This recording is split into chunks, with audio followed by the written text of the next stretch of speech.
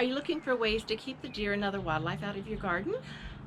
Well, today I'd like to show you two different ways of doing just that. One that works and one that doesn't. For those of you who are new to my channel, my name is Linda and I'd like to welcome you to Veggie 360.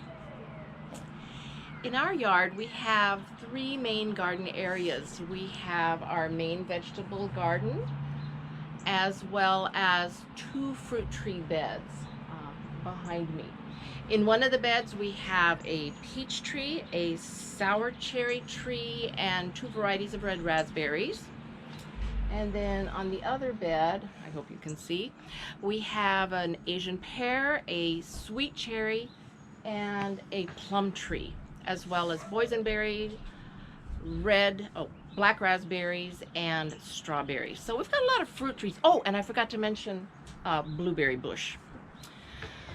So, as I had said earlier, I'd like to talk about two ways of keeping the deer out of your garden. Unfortunately, last night the deer broke through my deer fence over here in this fruit tree bed. Before I show you the results of their dinner party, I'd like to first talk about the method that does work. We have a huge deer problem in our area, especially this year. This is our vegetable garden that we fenced in using a high-quality plastic deer fencing material, anchored at the top and the bottom to 2 by 8 inch boards. We used 4 by 4 inch posts placed at 7 to 8 foot intervals to provide added strength and support. Now this fence is actually doing double duty with a strawberry planter box on top, which gives the fence added height. Because deer are such great jumpers, you're going to need at least a 6-foot high fence for a smaller enclosed area and at least 7.5-foot high fence for a larger enclosed area. Now, luckily, deer have poor depth perception and will only jump the fence if they feel like they can land safely. With the flower beds around our garden and the mini raised beds in the garden, we haven't had any deer in this garden. Now for the fail. This is one of the fruit tree beds. We fenced it in using 8-foot T-posts combined with 10-foot rebar posts to give the extra height. And we used the same high-quality deer fencing material.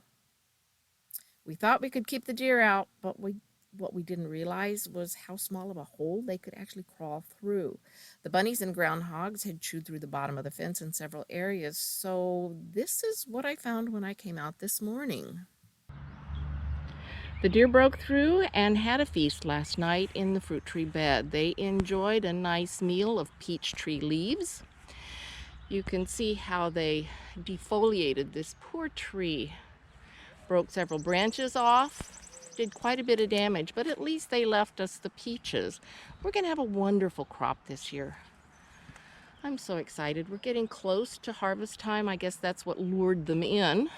That and the nice tasty leaves that they enjoyed last night. They also ate the tops off of the raspberry plants. I was in process of getting a really good harvest of raspberries, the early season crop. I'll still be able to do a fall crop, I hope.